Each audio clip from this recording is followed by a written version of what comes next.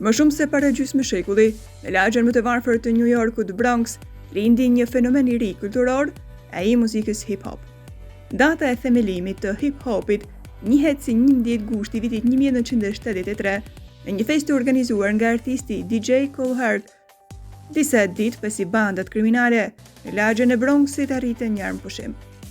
5 dekada më vonë, ajo që nisi si një lëvizje për drejtësi sociale dhe racore, është përhapur në mbar botën dhe është kthyer në një industri miliarda dollarëshe, por Bronxi vazhdon të jetë pjesa më e varfër e qytetit të New Yorkut.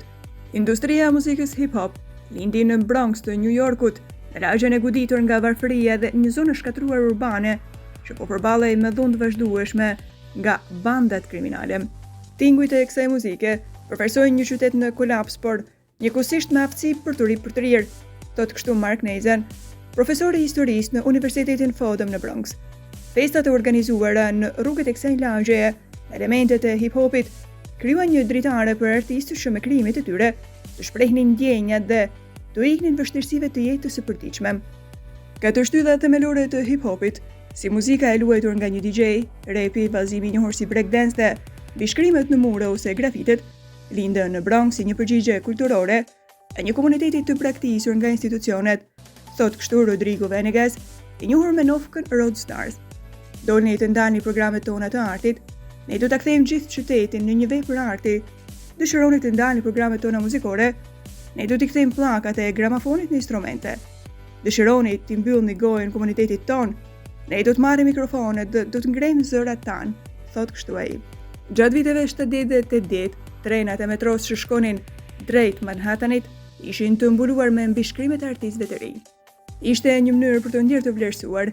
Ne e shihnim qytetin e New Yorkut dhe trena që kalonin në të, si një mënyrë ku mund të shkruanim emrat tanë dhe të thonim se unë jam dikushi, thot Lloyd Murphy, nofka e secilit ishte top as one. Me kalimin e viteve, hip-hopi nisi të zgjerohet në pjesët e tjera të qytetit të New Yorkut, Shteteve të Bashkuara dhe botës, por ndërsa artistët dhe emrat më mëdhenj të hip-hopit shënojnë më shumë se 50 vite të një industrie që sot ka vlerën e miliarda dollarëve, vendlindja e kësaj lëvizje vazhdon të mbetet pjesa më e varfër e New Yorkut. Bronxi ende nuk e ka kapitalizuar kulturën që e krijoi vetë.